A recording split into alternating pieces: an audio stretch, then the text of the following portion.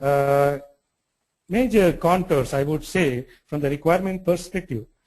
And there can be many associated derived requirements. But as long as we stick to these contours, I'll be really confident that we should be able to make a good paradigm shift. So it's important that, we should also have a definite concrete strategy. So that would help us to guide on achieving those requirements to create paradigm shift. Strategies always would follow when we have a goal in place. So when I think of strategies, there are various things come to my mind, and a few of them which are important that I would like to share here are that I would like to pursue adopting and implementing an UI-based abstraction layer. I would call UI-based abstraction layer because often, if I say framework, many people would look at that from their own ways, their own perceptions. So it's important we state very clearly UI-based abstraction layer on top of automation tool like Selenium or Qtp or various other tools that are currently available in the market. So we should be able to also implement various interfaces that would replace the requirement for coding. In that way, we'll be able to also achieve leveraging on the functional experts and various other business users in the test automation development program. So adoption, implement, and UI-based abstraction layer on top of automation tool becomes a great strategy to start with. And then what comes to my mind all the time is that, we often focus so much on automating test suites that we often forget about various manual activities goes around defining and, maintaining the test suites, pre-processing, post-processing after, during a test case execution, etc. So the strategy should be that we should question every manual step that are undertaken, during the entire life cycle of test automation development and execution, that however small or big that may be, so that idea should be there to simplify every manual step, right? It can be even still manual step, but we should be thinking, questioning how we can make it simplify, can we automate that, etc. So let's not worry about just only test cases.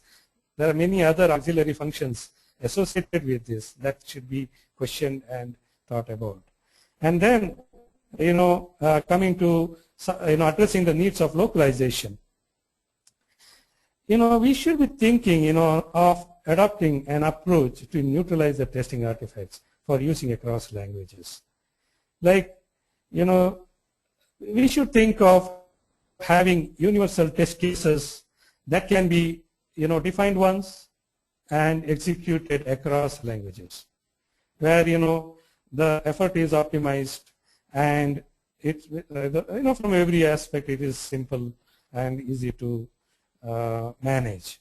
So it's a very important strategy, and it can be a big leverage for achieving the success. Adopting an approach to neutralize the testing artifacts for using across languages. Next strategy would be that we should be able to make test suites tool agnostic for execution. When I think of execution of a test automation suite, it can be for a variety of reasons. I think I should be thinking of extracting self-executable test automation suites to various internal or external customers. They can go about executing that without really having the need to know what is the underlying test automation tool and what are the things involved in defining and etc. I think idea is to put everything in a black box and kind of enable extracting of a test suite that can be taken out of this automation system and handed over to the execution folks. Now, going to the next one, where I already spoke about leveraging the test automation. We should be having a strategy to leverage the test automation for various business requirements. I think we should think what are the various processes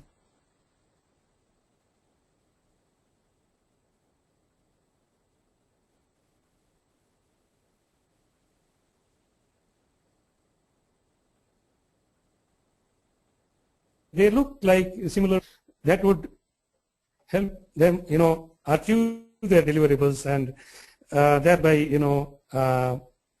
helping them.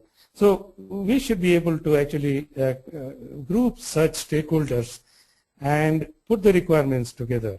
So that would be the next major strategy, where we should be looking for similar processes, similar to the one that testing team that would typically perform, where the repeated manual steps are involved, and etc. That's the next major strategy. And then finally, it's many things. It can one can still go wrong in achieving the overall objectives in an optimal way if we don't think of laying down the processes in a logical fashion and define or maintain the various test artifacts in a very nice intuitive fashion that can help in achieving the overall objective. So it's important to have a strategy to adopt an approach that optimizes the effort requirements in test suite development and maintenance. So we should be able to go to this maze on unknowns and should be able to optimize the things. We should be able to structure and define the various artifacts in such a way that would facilitate the reuse of them across the processes. Okay, so I talked about requirements and then various strategies. I would like to now think of